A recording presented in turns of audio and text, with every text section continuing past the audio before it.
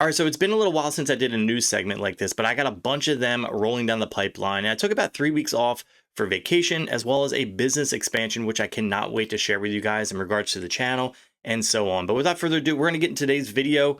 There's so much new news in regards to battery swapping, free batteries, free bikes. New York is kind of leading the charge with this. And I spoke about this before in previous videos where New York is trying to lead the charge when it comes to getting people UL certified batteries. But I have my own opinion on where I think this is kind of going. I want you guys to hear the news first. I will be pausing it here and there to give you guys my own interjections. Feel free to comment your thoughts throughout the video in the comment section below. Let's get into it. So the city is taking e-bike safety to the next level. Mayor Eric Adams announced a new round of initiatives giving more access to certified e-bikes and creating more public charging stations. Listen. We're going to make it easier and faster for property owners to install public battery charging and swapping cabinets on sidewalks in front of their buildings, using our public streets and spaces properly. So this is a huge change. This is a big change. This is a big deal today, and it's going to help make safe charging accessible to all New Yorkers. New York City will also be the first in the country to offer an e-bike trade-in program. So here to tell us more about how this is all going to work, when we can expect the rollout, is Fire Commissioner Laura Kavanaugh. So to give you guys a little bit of a background first before we dive into this, if you haven't seen my previous battery videos in regards to how New York is tackling this situation with batteries exploding, catching fire, and at first they were kind of blaming it on people that were dealing with their own cell packs, basically building their own packs, not using the right BMS, and that's kind of where my thoughts are going with this. So they're giving away these UL certified batteries if you bring a non-UL certified battery in. And if you're familiar with e-bikes, you know that certain chargers marry up to certain batteries. The battery management system has to also marry up and be programmed for that specific battery, whether it be the voltage or the amp hour. I don't know how they're tackling this part. That also seems kind of fishy to me too, before they dive into it, is they're allowing you to be able to bring your old batteries, whether you made them or just there's some Chinese knockoffs. Will that implement or affect people when it comes to breaking the law? Will that implement more laws for people? That's a good question that I have, is what if I decide to make my own cell pack and I'm like, oh man, this thing's not lasting the way I want. I don't want to spend $800 on a battery pack. Let me go get this free one. Oh wait, I got to fill out this paperwork. I got to say that I made this battery. Am I effectively basically admitting that I committed a crime? These are things you need to kind of think about here. And I'm kind of curious on where this paperwork goes from here. Let's get into it more. And Transportation Commissioner Adonis Rodriguez. So great to have both of you with us. Commissioner Kavanaugh, I want to begin with you, right? Because you've really been leading the fight on this issue, going to Congress as well, getting some changes made to the e-bike system. When you look at the numbers of deaths from last year compared to this year, obviously there has been some progress. Where does things stand now, just first and foremost? So one thing I'd really note about that progress is the number of fires is the same, which means these dangerous, poorly made bikes are still here. And we've talked a lot about that. That's why I went to DC, and that's what will stop that inflow. But the deaths are going down, and a huge piece of that is our messaging around safety to the public and about charging them outside. And we are actually seeing that the fires are, in some cases, outside now, even outside of an apartment, and also that people are getting out. So we know that education works, and that's part of what we announced yesterday is $1 million towards that education. We also announced the ability to help businesses build these outdoor charging stations so people can get these outside. Yeah, Commissioner Rodriguez, talk about that. The DOT installing these public charging stations for e-bikes all across the city. You're working with businesses, landowners. Can you talk about that and how that works? The pilot program's already showing that it's working. So we already have a few locations that we've been providing free, safe charge to the Liberitas, and they've been participating in great number. Now the question is, how can we expand it? And that's why DOT is kicking off. Yesterday, we sent the language to the New York City Record to publish the rule that will be out next week for the revocable consent that will allow property owners and business owners to be able to use the sidewalk to provide opportunity to those in the private sector that would like to establish, to create those safe station charges in those locations citywide. The second thing is that we also are providing $2 million as, working together, led by Mayor Adams. The commission is putting $1 million in the campaign. We at DOT are putting $2 million providing free electrical bike to those deliberatas who would like to exchange their used e-bike that they've been using for more than a year. That I gotta pause that real quick. So $2 million. $2 million allowed for people to trade in their old e-bikes. Who's to say somebody just doesn't pick up an e-bike, steals one? How did it prove? Do they have to bring proof of ownership of the bike? What if they no longer have that proof of ownership? This is going to encourage them to be like, oh no, we'll take any bike. We're going to give you a bike. But $2 million, I know it sounds like a lot of money to most people. And it is a lot of money depending on what we're talking about. But we're talking about e-bikes here. Most e-bikes will range between, let's just say a decent e-bike from $1,200 or $1,500 all the way up to $2,500 for a decent e-bike that is reliable, UL certified battery. And most likely they're not getting a fantastic deal unless some type of e-bike company within the United States maybe has a deal with them to where they're like, hey, we'll give you these bikes for a cheaper rate, keep our logos on them, maybe we'll sponsor the whole process. I think this is a good opportunity for those companies, but I'm not hearing enough information on how somebody can trade in their bike. Now, I'm also kind of curious on what the education process is. So they're giving $1 million to educate on how to properly charge. Is this for individuals? Is this for businesses? Another thing I heard there was they're going to be encouraging, that's a key word, or they're going to be encouraging businesses to allow the sidewalks on the front of their business for charging. That takes a lot away from people that are walking, people that are using wheelchairs, whatever it might be. Those chargers don't look small. I mean, those battery boxes kind of look small, but when you have a charger there and you're charging the bikes parallel, it's probably pretty good. But when you're going against it, let's just say you have the sidewalk here and you got the bikes just laying like this. They're going to either have to expand the sidewalk or designate that area as like a square. This is a charging only. I don't know. I'm curious. I want to hear your guys' thoughts below. I like the initiative. Let's just say that. But going off of their previous statements that I've said about this before, and I've had this woman on my channel before where I'm showing her explaining how they've got a battery task force and they've literally caught businesses selling non-certified batteries, or they were fixing batteries.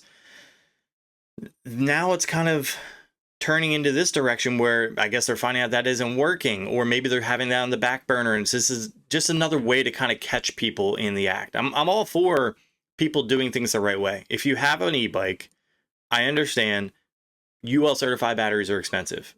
Save up that extra money though. I mean, you can get a cheap Chinese knockoff battery, and most people, they aren't educated on the process. This is where channels like mine and Area 13 and other channels will come in and properly educate you on what battery to use. How you can't just take a 52 volt battery off of an aerial rider and slap it onto a Super 73. Yes, the connections won't work, but the battery management system also has to be part of that whole process. There's a lot that kind of goes into this, and I kind of hope, I'm going to reach out to them. I kind of hope that they'll at least send the information to me on what their process for the education will be. They have made $1,200 a year. So there's some criteria that we have, but the reality. There it is right there. You have to make $1,200 a year in order to get the e-bike. How are you going to show that? You're going to show it in your tax return? Or are you going to show that you're making that only through Grubhub and other apps like that? This gets kind of interesting, like it's another way to track it. If I were you, I wouldn't go after a free e-bike. If you're only making $1,200 a year, I think it's probably best to find another avenue for work. That's like the poverty line. I mean, that's scary to think that people make $1,200 a year. You can start a YouTube channel like this and make well more than that and enjoy doing what you're doing and educating people through the process, especially if you love bikes or whatever you love. That we are in the business to be sure that those who use electric bike charge those bikes safe. Are you getting any pushback from neighborhoods that don't want them in their neighborhood? Well, again, yesterday we sent the language, and next week the rule will be published. Starting in August, we're going to be inviting all the stakeholders to send their opinion. We believe that in a city where last year we had 200 million bike trips, where 80% of New Yorkers are placing orders once a week, 24% they're ordering 4 times a week. it is time for we as a city to organize our delivery business. So, Commissioner Kavanaugh, the charging system is just for the battery, right? Not bringing the whole bike outside. Exactly. Just the battery goes into that component. Is that structure itself? Two questions here.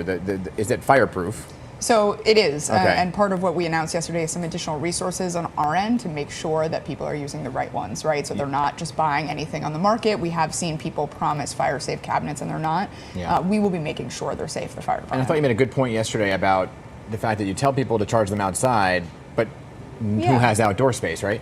If you're living in an apartment. So how does a building apply to get that if they know that their residents have a lot of e-bikes? So we are putting together the rules and actually getting them out to them. I've actually spoken to a lot of the real estate organizations in the city, REBNY, but also a number of co-op boards. And actually, as Commissioner Rodriguez said, that's part of helping people who are maybe resistant to these in their neighborhood, is getting them to understand this is a matter of life and death and that we can help, right? And that they can actually cite them on a place in their property that might be appropriate. And that means they're not in their buildings, right? For a landlord, I would hope that they'd hear our moral case about safety, but if nothing else, they are liable if their buildings catch on fire. And also, thanks to Leader Schumer and Jeffrey and New York City congressional delegation, New York City DOT and NYCHA, we secure $25 million to also build safe charges around NYCHA residential building that will be used not only by NYCHA residents, but also it will be used by all New Yorkers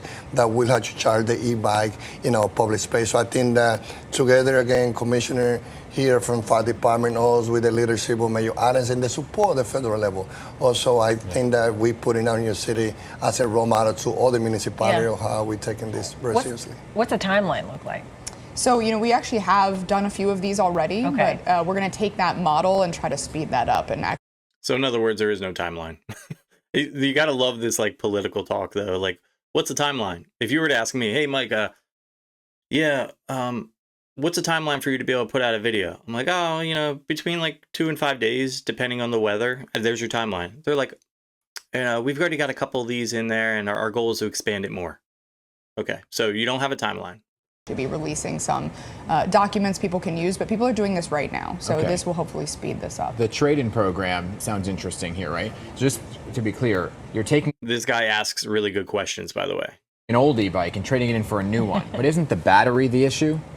Well, we've been consulting with the industry, and what we are doing, as the commissioner say, those 4 locations that we already provide space for the industry to provide 4 different type of charging to the deliveritas. Now, with this rule that will be published next week, the one on creating, the revocable concerns and the swapping the bike are only 2 of many initiatives that we're taking very seriously.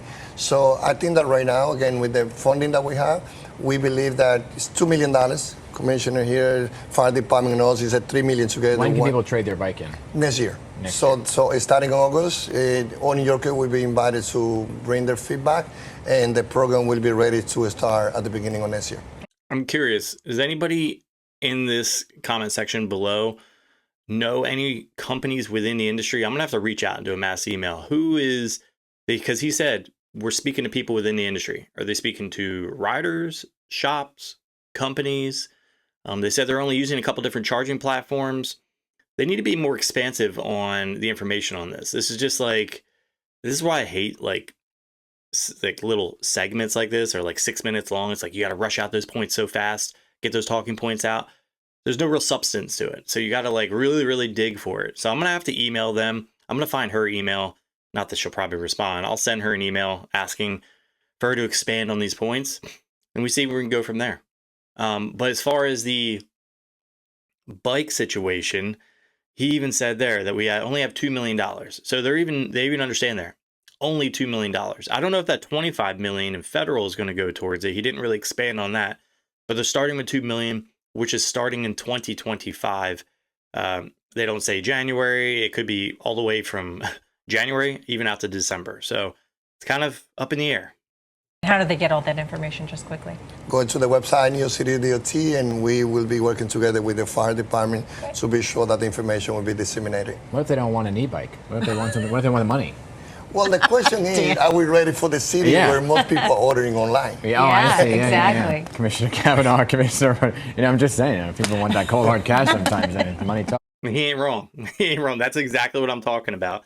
So it's like, it sounds like some people will be like, oh, I don't want the e-bike. Or what's to say somebody doesn't just steal an old e-bike, trade in for that new e-bike, then sell the new one? Is there going to be some type of paperwork signing? You're not allowed to sell this. This is actually property of the city of New York.